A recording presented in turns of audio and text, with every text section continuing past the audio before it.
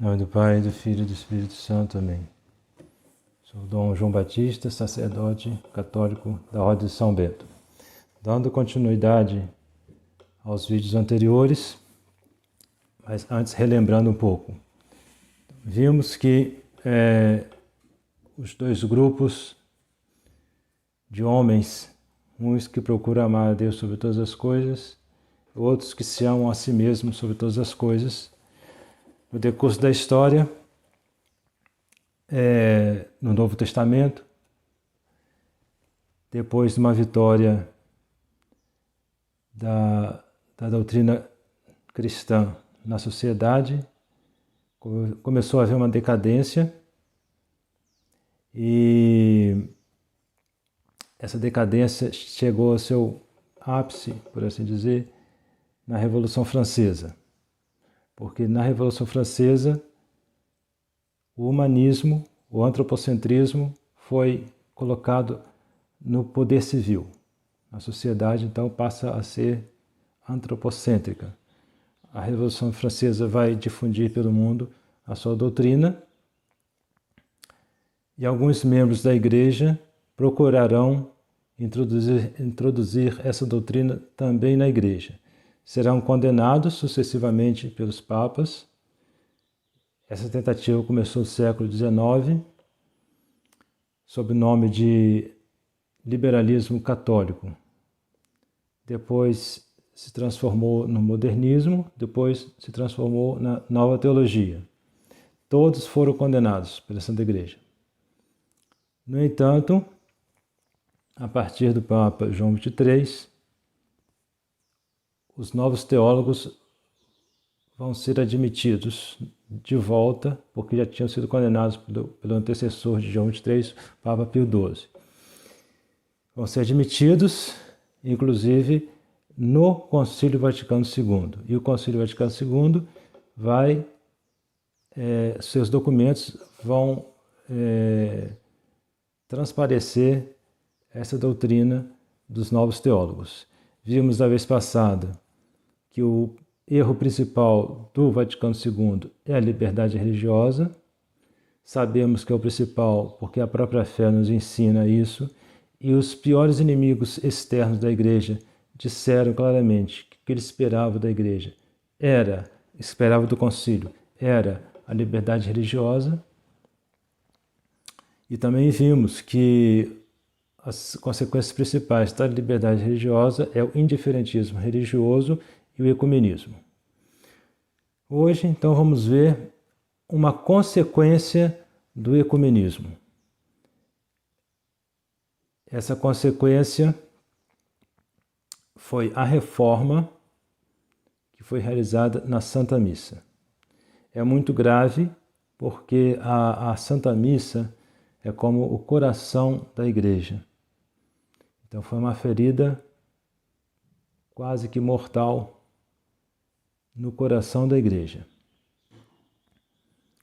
O Vaticano II deu normas para essa modificação, e 4 anos depois a modificação foi feita, foi editado o novo missal. Mas para termos a ideia da gravidade desse fato, convém que lembremos o que é a Santa Missa. Então, nosso Senhor Jesus Cristo, Filho de Deus, feito homem, teve como objetivo, na sua encarnação, morrer na cruz para salvar o homem. Foi a redenção. Então, essa morte na cruz foi um sacrifício, o único sacrifício da nova lei, do Novo Testamento.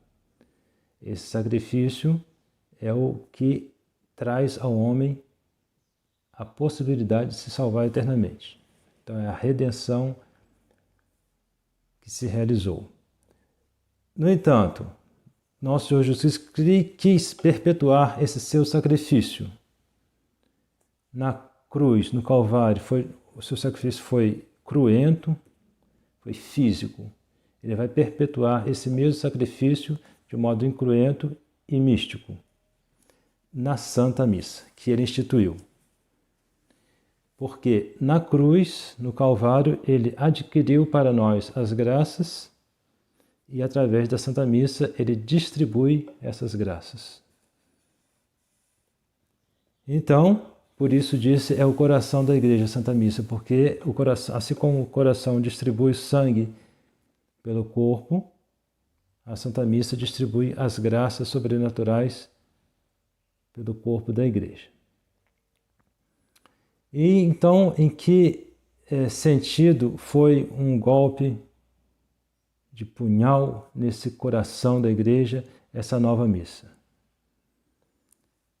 Porque esse novo rito, é bom lembrar que o centro da missa é a consagração. Um sacerdote validamente ordenado realiza um milagre, por assim dizer, que o pão de trigo, vinho de uva, através da consagração, deixam de ser pão, deixam de ser vinho. Mantém as aparências, os acidentes de pão e de vinho, mas a substância passa a ser o próprio nosso Senhor Jesus Cristo. Essa consagração separada, de duas matérias separadas, constitui o sacrifício místico, instituído por Nosso Senhor. É o mesmo sacrifício porque é o mesmo sacerdote e a mesma vítima do Calvário e da missa. Na missa, o sacerdote é Nosso Senhor Jesus Cristo através do ministério do sacerdote. O verdadeiro sacerdote da missa é Nosso Senhor Jesus Cristo. Então, o mesmo sacrifício do Calvário, e só de agora é uma morte mística. Então aí está o centro da Santa Missa. Agora, em volta desse centro, há uma variedade de ritos, de movimentos, de palavras. E esses ritos devem manifestar o mistério da missa, tudo que se realiza na missa, né? Os objetivos da missa, que é a adoração, a ação de graças, petição, propiciação, né? Então, assim como os outros sacramentos também, todo o rito que está em volta do ato central do sacramento deve manifestar o que acontece no sacramento.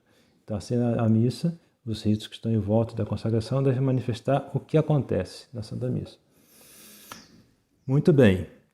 Então, no decurso dos séculos, os hereges que negavam este ou aquele ponto da doutrina sobre a Santa Missa, eles foram modificando certos ritos ou certas palavras da missa para que essa modificação estivesse de acordo com o erro dogmático deles. Assim fez Lutero, de modo Lutero, Cranmer, nos anglicanos, né? E outros. E o que vai acontecer na missa nova, editada em 1969, vai ser a mesma coisa, sendo que vai sobressair nessa missa nova o antropocentrismo, o humanismo e o ecumenismo. Assim como a missa tradicional era toda voltada para Deus, a nova missa vai ser voltada para o homem. Assim como a missa tradicional, os ritos mostravam todas as verdades sobre esse mistério e era uma barreira contra os erros, de modo especial os erros protestantes, a nova missa vai derrubar essas barreiras, vai omitir algumas coisas, palavras, ritos, mudar, omitir, de tal maneira que vai ficar suficientemente ambígua para que seja aceita pelos protestantes. A tal ponto que há protestantes que usam o missal católico para celebrar a sua ceia protestante. Essas modificações da nova missa não fazem com que necessariamente a consagração deixe de ser consagração. Então, o sacerdote validamente ordenado, se faz a consagração como deve ser feita, a transubstanciação se realiza, a missa essencialmente se realiza. Mas o rito que está em volta desse ato central não é bom. Não é bom porque justamente não exprime suficientemente, corretamente, como deveria ser, o mistério que se realiza. Dá aso a que alguém que assista ou celebre interprete de modo errôneo, protestante, o que seria a missa, né? Por exemplo, os protestantes negam que o sacrifício tenha o aspecto propiciatório, ou seja, perdoe os pecados, repare os pecados. A missa nova justamente obscurece essa característica e é gravíssimo, gravíssimo. E por isso, justamente, e outros motivos, que os protestantes aceitam celebrar a ceia deles com o novo rito, porque já não há nada claro na nova missa que vá contra os erros deles. Muito bem. Então, poderia se perguntar como a Igreja foi que promulgou a nova missa. A Igreja não pode fazer nada de mal, não pode nos levar ao inferno, ao erro, à heresia. Então a missa nova é boa. Então temos que acreditar que a missa nova é boa e pronto, ponto final. Não, não é assim. Porque nem sempre, quando um Papa edita uma coisa, ele está de acordo com a Igreja, está de acordo com a doutrina da Igreja. E é o caso. E nesse caso aí, não se pode dizer que foi a Igreja que editou a nova missa, que promulgou a nova missa, porque ela não é boa. A Igreja não pode promulgar uma coisa que prejudique a nossa salvação, faça mal às nossas almas. E a missa nova prejudica a nossa salvação, faz mal às nossas almas. Então foi um ato de alguém que tem um encargo, tem uma autoridade na Igreja, no caso é o Papa Paulo VI, mas ele foi um ato dele, pessoal, e não da Igreja. Porque na Igreja devemos distinguir a sua alma e o seu corpo. No corpo tem os homens com as suas falhas. Então eles podem falhar e quando eles falham, eles não estão de acordo com a alma da Igreja, então não se pode dizer que é um ato da Igreja. Não é um ato da Igreja.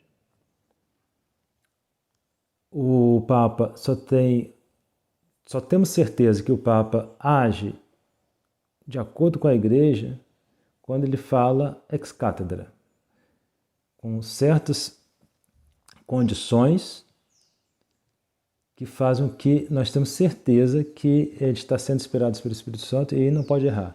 Fora disso, ele pode errar. Pode. Não é normal. Não deveria. Há uma assistência especial do Espírito Santo, mas que não impede de modo absoluto que ele erre. E, ultimamente, nós vemos que eles erraram bastante. E Paulo VI, o seguinte, João 23 para cá, frequentemente estão errando. Então, eles não estão falando em nome da Igreja. Então, da próxima vez, se Deus quiser, vamos olhar outro aspecto. Então, é bom lembrar então que o sacerdote não deve nunca celebrar a missa nova, os fiéis não devem nunca assistir a missa nova, porque ela é má. E a sua maldade está justamente, não que ela seja herética, não que ela seja inválida, mas ela não é fé genuinamente católica. Pai, do Filho e do Espírito Santo. Amém.